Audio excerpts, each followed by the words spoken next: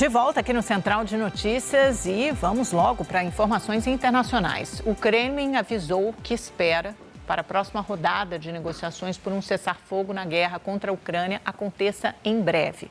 O porta-voz russo anunciou que o próximo encontro trilateral com Rússia, Ucrânia e Estados Unidos deve acontecer na segunda e na terça-feira em Miami, Estados Unidos. O maior obstáculo para um cessar-fogo continua sendo o controle da região do Donbass, que é disputado diariamente de forma militar e política e tem uma grande porção que hoje é controlada pelas forças russas. E é justamente lá, nesse centro nevrálgico, crítico da guerra, na região de Donbass, que fica no leste da Ucrânia, disputado entre os dois países, que nós vamos ao vivo conversar com o nosso enviado especial, correspondente de guerra, Sérgio Uti, que está no centro nervoso da guerra, já num toque de recolher avançado, por isso já te agradecemos demais, Sérgio. Eu sei que essa sua entrada é rápida e crítica.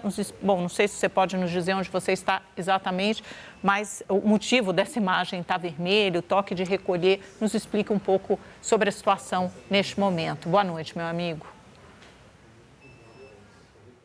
Boa noite, Amanda. Estou aqui conversando com vocês, tentando manter aqui a audição, um ouvido também sobre o que está acontecendo do lado de fora. A gente está numa área extremamente crítica para drones. Essa iluminação aqui é uma iluminação usada, inclusive em bunkers, por soldados, porque ela dificulta a visão dos drones que sobrevoam essa região. Dificulta mais do que luz branca, por exemplo, se as luzes estivessem todas acesas. A gente está usando aqui, nesse momento, obviamente, para fazer entrada ao vivo, porque se tivéssemos uma luz muito forte, isso, claro, aumenta a exposição e, portanto, aumenta o risco. Eu posso dizer a cidade onde eu estou em Kramatorsk, que é uma das cidades dominadas, ainda dominadas, pelos ucranianos aqui nessa região. Eu saí de Kharkiv hoje de madrugada, a gente viajou 3 horas até aqui.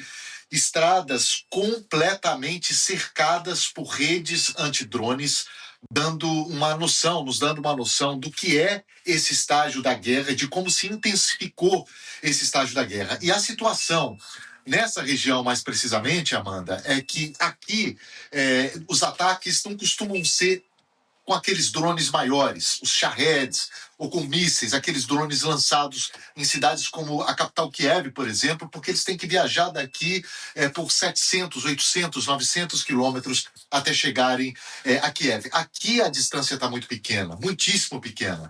Hoje a gente teve em uma cidade, Dubrovka, se não me engano o nome, ela já teve 7 mil pessoas que saíram da cidade só esse ano. Ainda tem milhares de pessoas lá, eles estão tentando tirar uma cidade que fica a 5 quilômetros daqui, e nesse ponto a gente estava a 6 quilômetros, 7 quilômetros da linha de frente, o que é absolutamente nada em tempos de drones. Nessa região aqui são aqueles drones pequenos, drones que podem ser drones caseiros, que muitas pessoas têm no Brasil, mas que são drones transformados para transportarem bombas, para fazerem ataques, e tem matado muita gente por aqui. Soldados, inclusive, estão preferindo andar do que serem transportados por carros nessa região, porque todos os carros que são possíveis de serem acertados, eles estão sendo acertados por drones. Não importa se são carros militares ou carros civis. Para dar um contexto, para trazer um contexto para vocês, Amanda, hoje, apenas num espaço de 5 horas, nós vimos 2 carros pegando fogo que tinham acabado de ser atingidos por drones, e outros que tinham sido atingidos nos últimos dias. Por isso mesmo, o toque de recolher aqui nessa cidade é mais cedo. Agora eu tô aqui na janela, num pequeno balcão, a cidade completamente às escuras, e eu não sei se vocês conseguem ouvir esse barulho, esse apito, que é um aparelho que está aqui ao meu lado, um aparelho que detecta drones, a antena está aqui fora, e é um elemento de segurança importantíssimo para se ter nessa área, porque ele detecta a chegada de drones perto da antena, que no caso está aqui atrás de mim.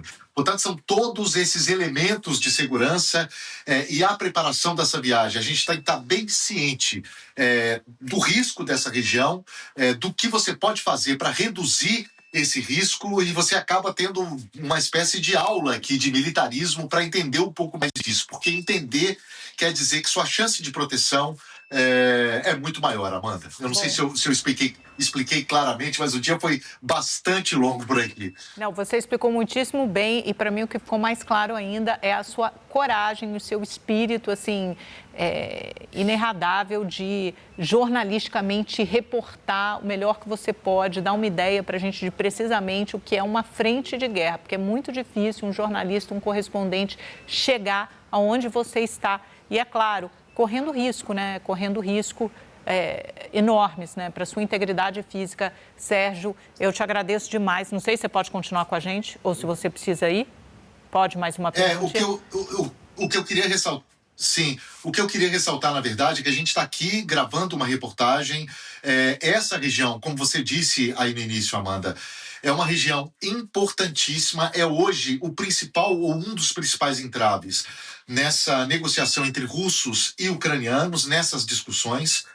Os russos querem que os ucranianos entreguem essa região aqui, entreguem o que os ucranianos ainda dominam desse oblast, que eles chamam aqui, que é o estado de Donetsk.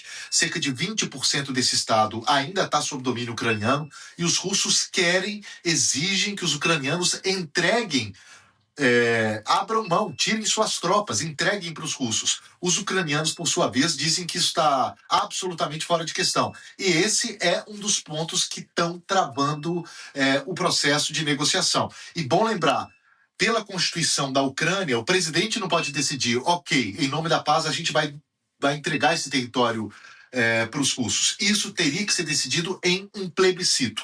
Para ter plebiscito, tem que ter um cessar-fogo. Os russos dizem que não querem cessar-fogo, querem resolver isso de uma vez só. Então, está aí a dificuldade de resolver essa situação, Amanda. E sim, você pode fazer mais uma pergunta. Não, mas era justamente essa a minha pergunta. Eu ia pedir para você descrever a importância dessa parte dessa região leste da Ucrânia, né, Donetsk, Luhansk, toda essa região do Donbass, que acho que representa mais ou menos 20% do território ucraniano, que é a principal disputa, está no centro dessa disputa territorial entre os dois países. A Ucrânia ainda controla uma parte, mas a Rússia quer ter direito a tudo, a parte que ela já controla e a parte ainda sob controle ucraniano. E ainda tem até um mapinha aqui que está no ar para a gente mostrar exatamente onde fica Kramatorsk, que é a cidade que o Sérgio se encontra. Olha como está pertinho da fronteira com a Rússia. Ele falou que fica a 5, 7 quilômetros da frente da fronteira de guerra, né? Tá na verdade...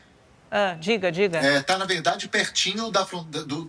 Tá, na verdade, pertinho das linhas de frente dos territórios dominados pelos russos, né? Dos territórios dominados pelos russos, que os ucranianos dizem que são território ucraniano e os russos dizem que é território russo. Né? Olha como pelo mapa fica claro, né? Como a Rússia já avançou para dentro do território ucraniano. Claro que não conseguiu passar tanto dessa linha, mas quer ter direito a todo esse território, está no centro da disputa. E uma parte dessa população, só para encerrar, Sérgio, tem uma história de identidade cultural. É por isso que a Rússia quer tanto ficar com esse leste da Ucrânia. Uma parte da população se considera russa ou fala russo, né? E é isso que os russos argumentam também para ter esse controle territorial. Exato. Inclusive, é uma informação de bastidor que eu trago aqui para vocês. Assim, é um cuidado que militares que estão em posições mais sensíveis tomam, de não revelar muita coisa, não circular muito, tentar ser o mais privado que eles podem ser, porque eles sabem que há pessoas nessa região que se simpatizam mais com a Rússia do que com a própria Ucrânia.